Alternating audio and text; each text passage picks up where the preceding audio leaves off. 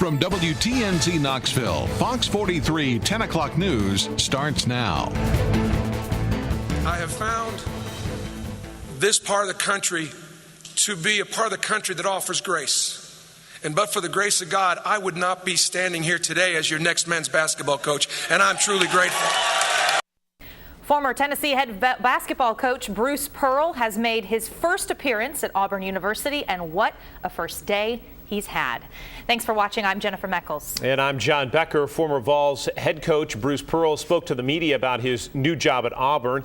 WBIR 10 sports director Nick Carboni joins us momentarily with more on Coach and his reception in Auburn. Pretty boisterous crowd, Nick. Yeah, it was typical Bruce, too. He got off the plane at about 11 a.m. and the plane's immediately jumping into a crowd of waiting fans. And then at that news conference at Auburn Arena, he was screaming War Eagle. He left the podium a few times, even going to hang out with football coach Gus Malzahn. At times, Bruce even towed the line as far as being politically correct, saying of his reported 6-year deal worth $2.2 million annually, "Have you seen the contract I signed today?" Of course, it was 3 years ago Bruce Pearl was let go by Tennessee after receiving a 3-year show cause penalty from the NCAA. It's been a long 3 years being away from the game. And one of the things that I just want to tell you is, as a coach and even as a father, when I made the mistakes that I made at Tennessee, I let a lot of people down. I let my family down. I let my university down. I let the people down that believed in me. And so that's why I still walk around with pain. But I have found this part of the country to be a part of the country that offers grace. And but for the grace of God, I would not be standing here today as your next men's basketball coach. And I'm truly grateful. All right, guys, a lot of times coaches will wait a while after they've been hired before putting together their staff or at least announcing who's on that staff. Not Bruce Pearl. He brought a couple of those guys with him, and they're guys Knoxville knows very well. We'll have more in sports. Yeah, familiar names. Nick Carboni, thanks very much for your reporting. News of the Bruce Pearl hire comes less than 24 hours before the Vols play their first NCAA basketball tournament game in 3 years. Our John Henry talked to sports analyst Jason Swain this afternoon. He joins us now with the talk on the radio. John Henry.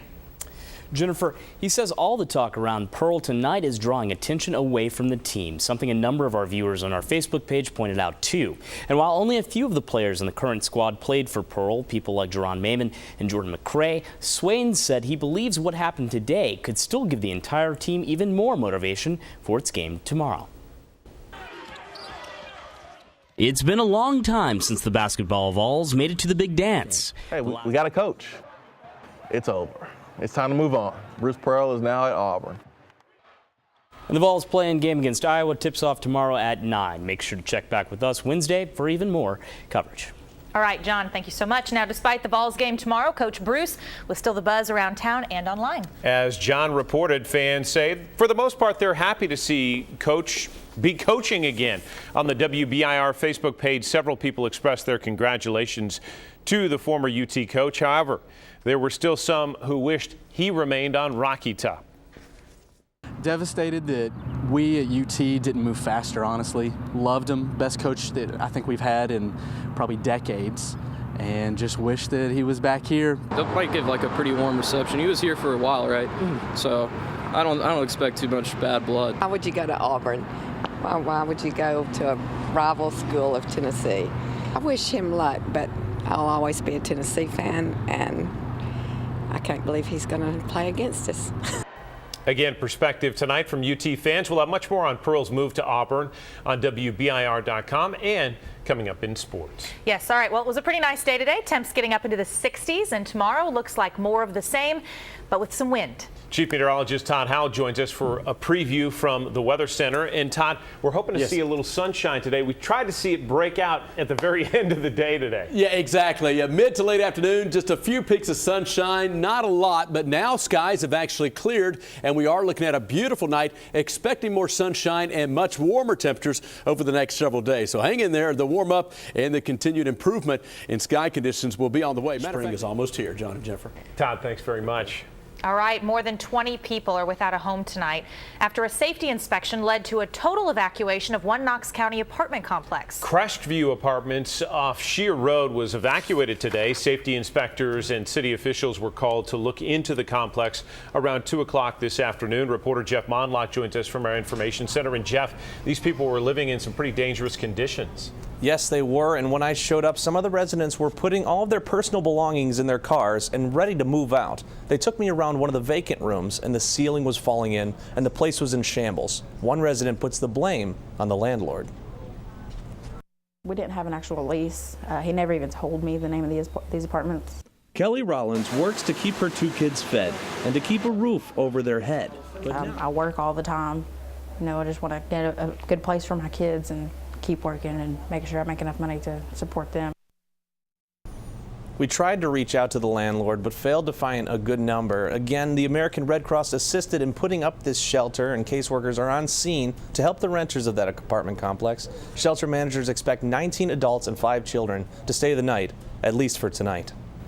All right, Jeff Mondlock, thank you so much. About $400 million is up for grabs in just minutes, and surprisingly, a couple of East Tennessee store clerks say ticket sales for the Mega Millions jackpot are slower than normal. But if no one wins tonight, they expect a bigger jackpot on Friday, and that could entice more customers.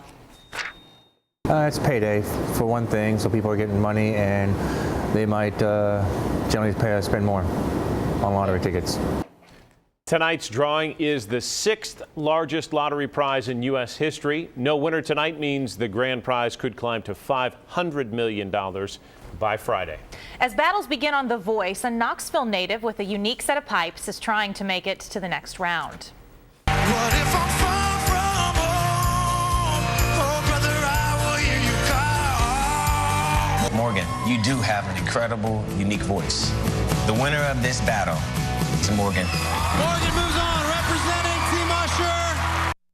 That is Morgan Wallen, who advanced on The Voice tonight. He wasn't the only East Tennessee talent on the show. The band Perry has been helping mentor singers on Blake Shelton's team all this week. Congrats to him. Absolutely. See how he rolls from here. When we return, a dangerous level of wildfire risk over the weekend, the full scale of that damage from those fires, and where we stand now. Plus, the state considers changing their definition of what they consider to be Tennessee whiskey. We'll explain in just a bit.